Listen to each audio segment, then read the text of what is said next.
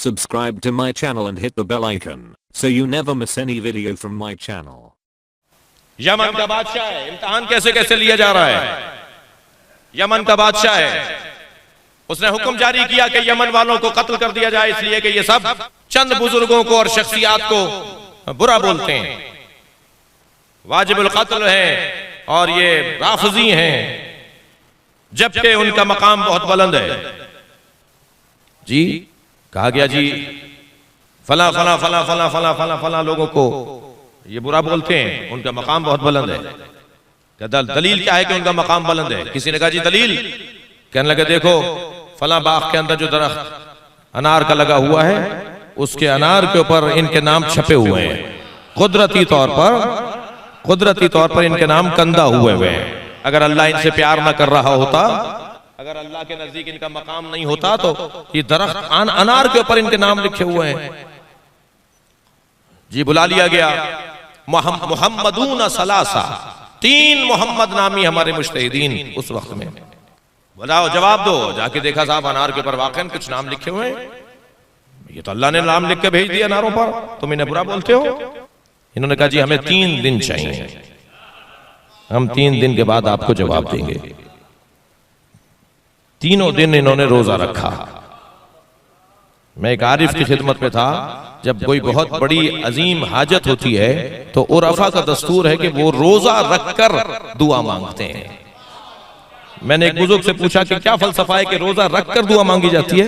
फरमाने लगे कि रोजा रखने से बदन में शुबहनाक ग़िज़ाएं ज़ाइल हो जाती हैं, तब दुआ कबूल होती है।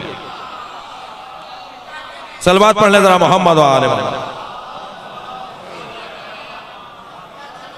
जी बाज़ औक़ात हमारी दुआएं कबूल ना होने का एक वजह ये होती है जी असर ही नहीं हो रहा ज़बान के अंदर, तो वो बदन से ज़ाइल हो जाना चाहिए वो तमाम शुबहनाक ग़िज़ाएं। तो ये 3 दिन उन्होंने रोजा रखा और तीसरे दिन जब ये रोजा इनका तमाम हुआ, मुनाजात की, मौला को पुकारा, मौला मदद कीजिए, हम आपके गैबत के अंदर हैं, आपके चाहने वाले हैं। तो बहुत देर मुनाजात करते रहे, कोई रहनुमाई नहीं हुई, तो तीनों उठे के चलते हैं सहरा में, फिर इमाम से इस्तग़ाज़ा करते हैं कि सामने से एक मुसाफिर को आते हुए देखा जिसका हुलिया इन्हें बता रहा था कि तवील सफर से लौटने वाला है। तो उसने सवारी से उतर के इनसे पूछा कि तुम परेशान लगते हो? कहा हमारी परेशानी है, मगर हम उसी से जाके पूछना चाहते हैं जो हमारी परेशानी दूर करेगा। कहने लगे जी मुझसे बयान करो। क्या नहीं आपसे बयान हम क्या करेंगे? क्या नहीं बयान करने में कोई बात नहीं है और कोई ऐब नहीं है। और जब बयान किया गया तो उन्होंने कहा जाकर उनसे कह दो कि ये सारा जो दिखाया बताया गया है ये धोखा और फरेब है।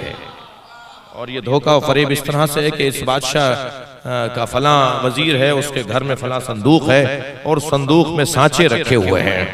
जब ये फल छोटा होता है तो उस पर ये सांचा चढ़ा देते हैं, जब उस पर नक्श आ जाता है नामों का तो सांचा उतार देते हैं। अब जब फल बड़ा होता है तो उन्हीं नामों के साथ बड़ा होता है, वो नाम इसी तरह बड़े होते चले जाते हैं।